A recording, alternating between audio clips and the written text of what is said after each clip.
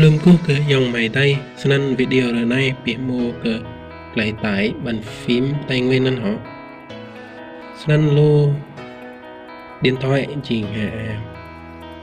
mà bố làm xe hạt này đã giờ điện thoại tới họ bây giờ tại làm Google anh tới mới ở dòng này họ làm anh rồi mất Google nên anh tùy toa nút chi nên họ dòng đại học nên rồi một chi rồi chi có bàn phím tay nguyên về điện thoại họ dòng đại học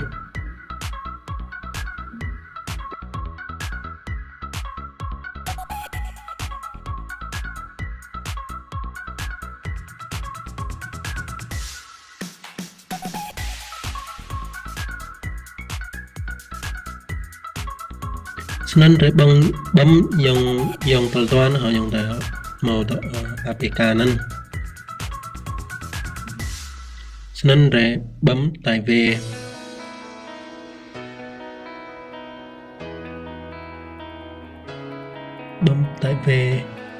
lên nên rồi bấm OK ở dòng tay nên nhiều tươi lá này dòng tay nên rồi vết mất thì bất cực luôn màn hình quay lại màn hình chính nên rồi mất nút quản lý tệp nóอย่างไรhọ quản lý đó tệp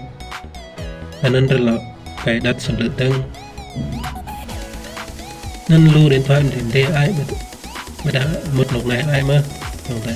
một nút tại vì lại tại nuôi nên cho nên là bấm cài đặt sẵn lựa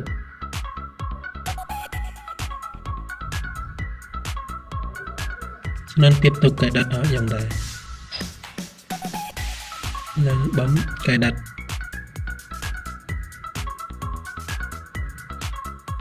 nên để thực hiện cao nên lại bấm xong cho nên rồi là vết nút màn hình chính nên đã rồi chẳng là thêm như làm bàn phím họอย่างแล้วเราrồi mộtตัวcài đặt bổ sung lên nên rồi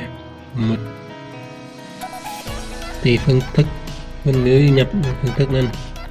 nên rồi mất thì mặc định nên nhiều cả bố thế này họ để họ một toa đối bàn phím nữa nên rồi chọn thêm bàn phím chọn thêm bàn phím nên rồi chọn bọc như nên nó nhiều cả bọc như thế nên rồi bấm thì nên phải nhập bọc em ta sẽ không từ luôn nên rồi bấm OK quay trở lại là nó một mặc định man thật đầy chẳng chi lại đi nên gửi thì bắn gõ bàn phím thành nguyên năng rồi chẳng chi nên rồi lùng thử chi lăng đã dòng tay này có thử một YouTube bảo từ chi họ thảo nhập vẽ là nên nhiều vẽ là dòng tay bàn phím tay nguyên này dòng tay nên tuy lấy họ này họ tôi ta rồi lộ từng vết chi lại dần sẽ mới dòng đấy rồi là vết nó sẽ đập vào nuôi nên là quay màn hình chính rồi dòng đấy cho nên việc tuy lấy quay cho nên là quay lại màn hình chính lên nên nó vết một sẽ đắp họ mặc định nên là bàn cây nên chỉnh vết chi phải dán lại nằm dạng này hay là vết chỉ cái đêm xem là vết tròn sẵn mà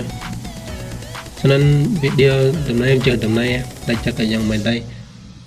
nên ru đăng ký cái video này ở dòng này là chắc lưu